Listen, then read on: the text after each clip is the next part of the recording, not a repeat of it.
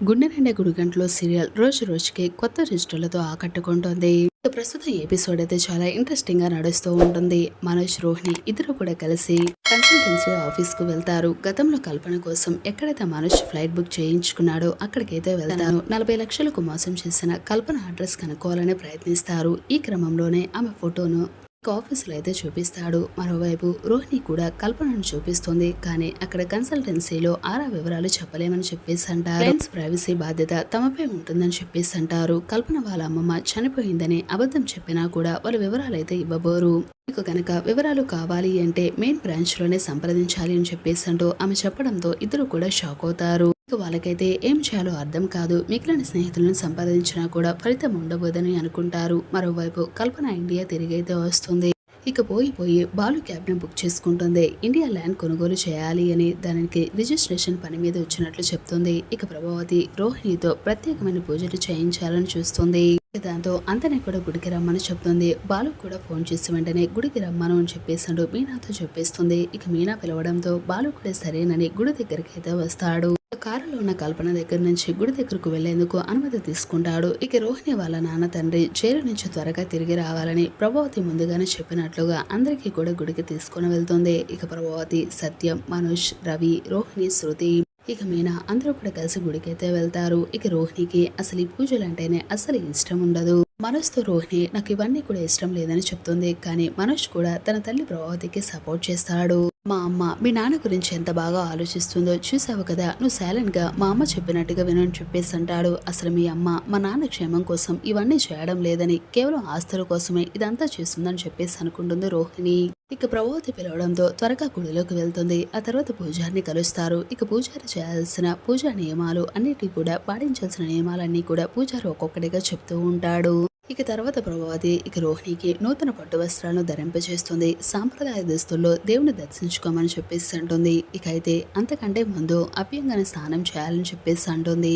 చల్లని నీళ్ళతో స్నానం చేస్తుంది. అలాగే తడి బట్టలతో దేవుని దర్శించుకోవాలని చెప్పేసి అంటుంది. ఇక అందరూ కలిసి దేవుడికి దండం పెట్టుకుంటారు. ఆ తర్వాత రోహిణితో ప్రభావతి 11 గుంజీలు కూడా తీయిస్తుంది. పూజా కార్యక్రమం అయిపోయిందని చెప్పేసాడు. రోహిణి చాలా ఆతృతగా అడుగుతూ ఉంటుంది. కానీ ప్రభావతి మాత్రం ఇంకా అవ్వలేదని చెప్పేసాడు. ఒక్కసారిగా రోహిణికి షాక్ ఇస్తుంది. వామ్మో అత్తయ్య, అసలు మీరు ఇన్ని పనులు చేస్తూ ఉంటే నేను ఉంటానా? అసలు ఇవన్నీ నేను ఎలా చేయాలి? నాకు అసలు ఇవంటేనే ఇష్టం ఉండదు కదా, ఎప్పుడు కూడా నేను చేయలేదు. నిజానికి మా నాన్న ఉంటేనే కదా, మా నాన్న కోసం నేను ఇవన్నీ చేయడానికి. మీరు కేవలం ఆస్తి కోసమే ఇవన్నీ కూడా చేయిస్తున్నారు, మా నాన్న కోసం కాదు. మీకు కావాల్సిందల్లా డబ్బు, బంగారం అని చెప్పేసాడు. ఇక రోహిణి అయితే ప్రభావతిని తన మనసులో తిట్టుకుంటూ చాలా సీరియస్ అవుతూ ఉంటుంది. ఇక తర్వాత ప్రభావతి, చూడమ్మ రోహిణి, ఇంకేంటి ఆలోచిస్తున్నావు? కాకపోతే ఇంకా ఇంకొకటి ఉంది, అది మాత్రం అస్సలు పూర్తవ్వలేదు. చేయాల్సిన అతి ముఖ్యమైన కార్యక్రమంలో మరొకటి ఉందని చెప్పేసి అంటూ ప్రభావతి షాక్ ఇస్తుంది రోహిణికి. ఇక ఇదే సమయంలో బాలు కూడా గుడి దగ్గరికి అయితే వస్తాడు. కారులో కల్పన ఉండటంతో ఆమెను కూడా గుడిలోకి రమ్మని అంటాడు. కానీ ఆమె మాత్రం అండి నేను నాన్ వెజ్ తిన్నానని చెప్పేసి కారులోనే నేను ఉంటానులే, ముందు మీరు వెళ్ళండి అని చెప్పేసి అంటుంది. ఇక బాలు ఒక్కడే సరే అండి ఇక్కడే ఉండండి, నేను ఒకే 10 నిమిషాల్లో వచ్చేస్తానని చెప్పేసి అంటూ మొత్తానికి కల్పనని ఇక కారులోనే ఉంచేసి ఇక బాలు అయితే గుడిలోకి అయితే వచ్చేస్తాడు. ఇక గుడిలోకి రావడంతోనే అక్కడ రోహిణి చూసిన బాలు ఒక్కసారిగా షాక్ అయిపోతాడు. అసలే ఈ పూజలు ఎందుకు చేస్తున్నారని చెప్పేసి ప్రశ్నిస్తాడు.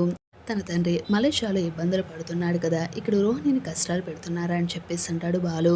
నిజానికి ఆయన మలేషియా జైలు నుంచి తిరిగి బయటికి రావాలి అంటే మంచి లాయర్ని పెట్టుకుంటే సరిపోతుంది కదా, అందుకు దేవుని ఎందుకు ఇబ్బంది పెడుతున్నారు అని చెప్పేసి అంటాడు బాలు. దైవానుగ్రహం ఉంటే ఏదైనా సాధ్యమేనని సత్యం అయితే చెప్తాడు. ఇక తర్వాత రోహిణితో ప్రభావతి అయితే పొర్లు దండాలు పెట్టేస్తూ ఉంటుంది. ఇక ఇలా ఒక్కరోజు చేస్తే సరిపోతుందా అని ప్రభావతిని అడుగుతుంది రోహిణి చాలా ఆతృతగా. లేదు, 21 రోజుల పాటు ప్రతిరోజు కూడా ఒకసారి చేయాల్సి ఉంటుంది అని చెప్పేసి అంటుంది. దాంతో రోహిణి ఒక్కసారిగా షాక్ అయిపోతుంది. అమ్మో అత్తయ్య, నా వల్ల కాదత్తయ్య, ఒక రోజు అంటే సరిపెట్టుకుంటాను, రోజు చేయాలి అంటే నేను ఎలా చేయగలను, మీకు తెలుసు కదా నా గురించి అని చెప్పేసి అంటుంది. చూడమ్మ రోహిణి, నువ్వు మీ నాన్న కోసం ఇవన్నీ చేయాల్సిందే, నువ్వు ఇంకేమి మాట్లాడ మాకు కానిచ్చు అని చెప్పేసి అంటుంది. ఇక ఇందులో మరోవైపు రోహిణి అలా పొర్లు దండాలు పెడుతూ ఉంటే ఇక బాలుకి అయితే చాలా పాపం అనిపిస్తుంది. కేవలం ఆస్తి కోసమే కదా నువ్వు ఇలా చేయిస్తున్నది అని చెప్పేసి అంటూ ప్రభావతిని అడుగుతాడు బాలు.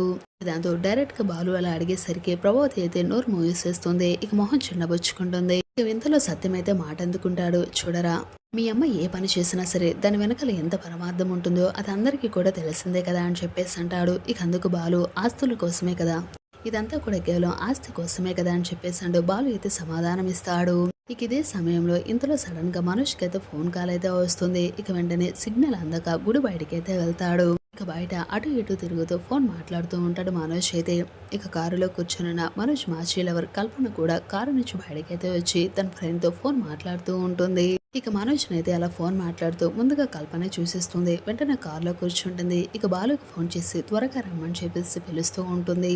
అయితే మనోజ్ మాత్రం కారు చుట్టూనే తిరుగుతూ ఫోన్ మాట్లాడుతూ ఉంటాడు. కారులో ఎవరున్నారనేది గమనించుకోడు. ఇక దాంతో ఆమె అయితే తప్పించుకుంటుంది. ఇక తర్వాత ప్రోమోలో ఏం జరుగుతుందో కనుక చూసుకుంటే కల్పన అయితే ఇంతలో బాలు గుడిలో నుంచి బయటకైతే వస్తాడు. ఎరా మనోజ్ ఇక్కడేం చేస్తున్నావురా? నీ భార్య ఎక్కడ పొర్లు దండాలు పెడుతూ ఉంటే పక్కన నువ్వు ఉండాల్సింది పోయి బయటకు వచ్చి ఏం చేస్తున్నావు? షికార్లు కొడుతున్నావు? ముందు నోరు మూసుకుని లోపలికి వెళ్ళి అని చెప్పేసి అంటూ ఇక బాలు అయితే మనుషులు లోపలికైతే పంపించేస్తాడు. తర్వాత బాలు కారులో అయితే ఎక్కి కూర్చుంటాడు. సారీ మేడం కొంచెం లేట్ అయ్యింది, చిన్న పూజా కార్యక్రమం జరుగుతుంది పదండి ఇక వెళ్దామా అని చెప్పేసి అంటూ ఇక తర్వాత కల్పన తీసుకుని ఎక్కడ డ్రాప్ చేయాలో అక్కడ డ్రాప్ చేసేస్తాడు బాలు. ఇక తర్వాత ఇంటికైతే వచ్చేస్తాడు. ఇక తర్వాత రోహిణి పూజ మొత్తం పూర్తయిపోతుంది. రోహిణి తీసుకున్న ప్రభావతి మనోజ్ అలానే రవి, శృతి, సత్యం అందరూ కూడా ఇంటికైతే వచ్చేస్తారు. ఇంటికి రావడంతోనే ఇక రోహిణి అయితే అమ్మా నొప్పి అని చెప్పేసి అంటూ ఇక నొప్పులు పడుతూ ఉంటుంది.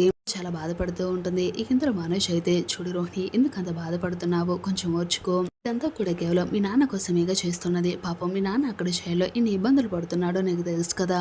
మీ నాన్న ఏ తప్పు చేయలేదు, నిర్దోషిగా బయటికి రావాలి అనే కదా మా అమ్మ నీ చేతి ఇన్ని పూజలు చేస్తుంది. మా అమ్మ చాలా మంచిది, ఏది చేసినా సరే మంచి జరగాలని చేస్తుంది అని చెప్పేసి అంటూ ఇక మనోజ్ మాట్లాడటంతో మనోజ్ మాటలకి రోహిణికి చాలా కోపం అనిపిస్తుంది. చూడు మనోజ్ మీ అమ్మ కేవలం మా నాన్న క్షేమంగా బయటికి రావాలని కాదు ఈ పూజలు చేయించేది. మా వెనకాల ఉన్న ఆస్తి కోసం. మా నాన్న గనక బయటికి వస్తే ఆస్తి మొత్తం కూడా ఎలాగైనా సరే పేరు మీద రాయించేసుకుని డబ్బులు మొత్తం కూడా తన సొంతం చేసుకొని కెనడా పంపించాలి అని ఇదంతా ప్లాన్ చేస్తుంది మీ అమ్మ. అక్కడ మా నాన్న లేడు, ఇటు చూస్తే ఆస్తి లేదు. కాకపోతే మీ అమ్మ మాత్రం నన్ను పూజ పేరుతో చంపేస్తుంది.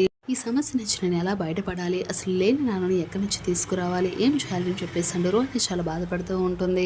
ఇక అలానే ఆ రాత్రి అయితే గడిచిపోతుంది. ఇక మరుసటి రోజు ఉదయాన్నే యథావిధిగా శృతి అలానే రవి ఎవరు పనికైతే వాళ్ళు వెళ్ళిపోతారు. ఇక మనోజ్ కూడా ఉద్యోగం కోసం ట్రైల్ అయితే వేస్తూ ఉంటాడు. ఇక రోహిణి కూడా పార్లర్కి వెళ్దామా లేదా అని ఆలోచిస్తూ ఉంటుంది. ఇక తర్వాత అమ్మో ఇప్పుడు కనుక నేను ఒక్కరోజు పార్లర్కి వెళ్ళకపోతే కమిషన్ మొత్తం ఆగిపోతుంది. తర్వాత వీళ్ళందరూ కూడా డబ్బులు కావాలి అని నన్నే పీక్కు తింటారు, ఎలాగైనా ఓపిక చేసుకుని వెళ్తానులే అని చెప్పేసాడు. మొత్తానికి రోహిణి అయితే పార్లర్కి అయితే బయలుదేరుతుంది. ఇక తర్వాత పార్లర్కి వెళ్ళిన రోహిణి అయితే తన ఫ్రెండ్ విద్యతో కలిసి జరిగింది మొత్తం కూడా చెప్తుంది. వామో అసలు మీ అత్త మామూలుది కాదు, మీ నాన్న నిజంగానే మలేషియా నుంచి రప్పించేలాగుంది. కేవలం ఆస్తి కోసం నీ చేత ఇన్ని పూజలు చేయించాలా? తను అసలు ఒక ఆడదయ్యి ఉండి కూడా నిన్న అసలు కేవలం డబ్బు కోసం ఇంత బాధ పెడుతుందా? సమస్య నుంచి నువ్వు ఎలా తప్పించుకుంటావో ఏదో ఒకటి చేస్తేనే గానీ ఈ అత్తను మనం ఆపలేము అని చెప్పేసండు. ఇక విద్య కూడా రోహిణికి అయితే సలహా ఇస్తుంది. ఇక తర్వాత బాలు అయితే కార్ తీసుకొని అయితే వెళ్ళిపోతాడు. ఇక ఇందులో కల్పన అయితే మరుసటి రోజు ఉదయాన నన్ను మీరు పికప్ చేసుకోవాలి వస్తారని చెప్పేసాడు. ఇక కల్పన చెప్పడంతో ఇక కాల్ అయితే క్యాబ్ బుక్ చేసుకుంటుంది. ఇక తర్వాత బాలు కల్పన ఎక్కించుకుని కారులో అయితే వెళ్తూ ఉంటాడు. ఇక తర్వాత ఎక్కడికి వెళ్ళాలి మేడం అని చెప్పేసాడు. బాలు అడిగేసరికి పార్లర్కి వెళ్ళాలి ముందు, తర్వాత వేరే చోటికి వెళ్ళాలి అని చెప్పేసి అని అంటూ కల్పన చెప్పేసరికి చూడండి మేడం నాకు తెలిసిన ఒక పార్లర్ ఉంది, ఆ పార్లర్ లో బాగా మేకప్ చేస్తారు, అన్ని కూడా చాలా బాగుంటాయి, అక్కడ తెలిసిన వాళ్ళు నా వాళ్ళే అని చెప్పేసి అంటూ బాలు చెప్పేసరికి సరే అక్కడికి తీసుకుని వెళ్ళి అని చెప్పేసాడు. ఇక కల్పన తీసుకుని బాలు అయితే నేరుగా రోహిణి బ్యూటీ పార్లర్కి అయితే తీసుకుని వెళ్తాడు. పార్లర్ లోపలికి కల్పన తీసుకుని వెళ్ళి రోహిణిని అయితే పిలుస్తాడు. అమ్మ పార్లర్ అమ్మ ఒకసారి బయటకు వస్తావని చెప్పేసి అంటూ పిలుస్తాడు. ఇందులో బయటికి రావడంతోనే రోహిణి కల్పన అయితే చూపిస్తాడు బాలు, ఈ రోజు ఈమె నా కస్టమర్, ఊర్లో ఉన్న మంచి పార్లర్కి తీసుకొని వెళ్ళమంటే నేను మీ పార్లర్కి తీసుకొని వచ్చాను, ఎంతైనా తెలిసిన వాళ్ళు కదా అందుకే ఇక్కడికి తీసుకొని వచ్చానని చెప్పేసాడు. ఇక కల్పన తీసుకుని బాలు లోపలికి వెళ్ళి రోహిణిని అయితే పరిచయం చేస్తాడు. ఇక రోహిణి బయటికి రావడంతోనే కల్పన చూసి ఒక్కసారిగా షాక్ అయిపోతుంది. మనుషుని మోసం చేసి 40 లక్షల రూపాయలు తీసుకుని కెనడా వెళ్ళిపోయింది ఈమె కదా అని చెప్పేసాడు. ఒక్కసారిగా గుర్తు చేసుకుంటుంది. ఇంతలో బాలు పక్కనే ఉండడంతో సరే బాలు నేను చూసుకుంటాను అని చెప్పేసాడు. ఇక బాలు అయితే వెళ్ళిపోతాడు. ఇక వెళ్ళిపోతూ మేడం మీ పని అవ్వగానే నాకు ఒకసారి కాల్ చేయండి, మళ్ళీ నేను మిమ్మల్ని పికప్ చేసుకున్నాను అని చెప్పేసాడు. బాలు అక్కడి నుంచి వెళ్ళిపోతాడు. మరి చూసారు ఫ్రెండ్స్, రోహిణి పార్లర్కి వచ్చిన కల్పన చూసిన రోహిణి మనుషుని పిలిపించి కల్పన చూపిస్తుందా, తను తీసుకొని వెళ్ళిపోయిన 40 లక్షల రూపాయలు రోహిణి కల్పన నుంచి వసూలు చేస్తుందా లేదా అనేది ఇప్పుడు గుడిగండ్ల సీరియల్ అయితే చాలా ఇంట్రెస్టింగ్ ఎపిసోడ్ గా నడుస్తుంది. రోహిణి కల్పన చూస్తే మనసుకు చూపించారని చెప్పేసి మీరైతే అనుకుంటే ఇవ్వడం తప్పకుండా ఒక లైక్ చేయండి.